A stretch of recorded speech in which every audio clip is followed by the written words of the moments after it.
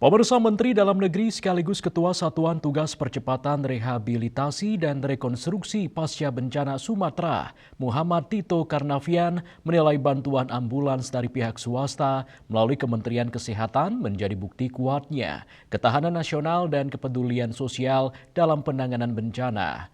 Menurut Tito, dukungan sektor non-pemerintah merupakan bagian penting dalam mempercepat proses pemulihan pasca bencana.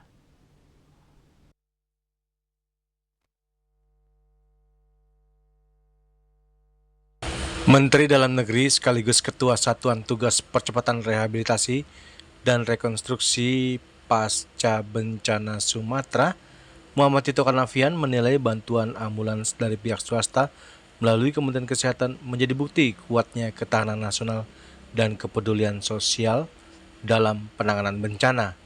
Menurut Tito, dukungan sektor non-pemerintah merupakan bagian penting dalam mempercepat proses pemulihan pasca bencana.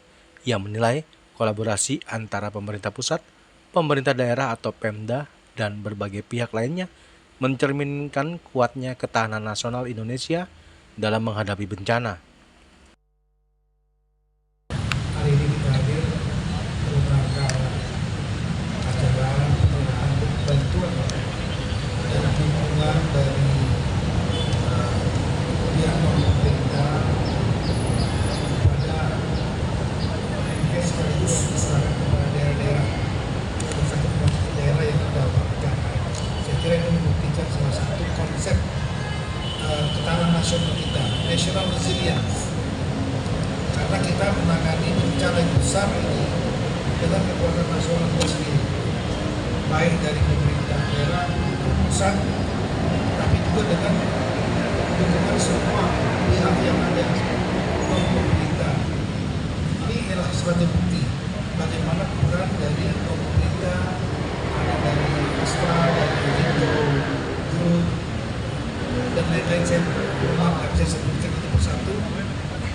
Ini jelas menunjukkan bahwa ada kepedulian sosial, semangat gotong royong untuk membantu. Dan dalam catatan kami Satgas, fasilitas kesehatan, rumah sakit umum daerah, puskesmas, itu salah satu yang menurut saya kecepatan pemulihannya sangat tinggi sekali. Karena Pak Menkes saya turun langsung, kemudian juga beliau relawannya saya ketemu banyak sekali, sampai di gunung-gunung. Dan itu sangat membantu masyarakat yang sedang terdampak.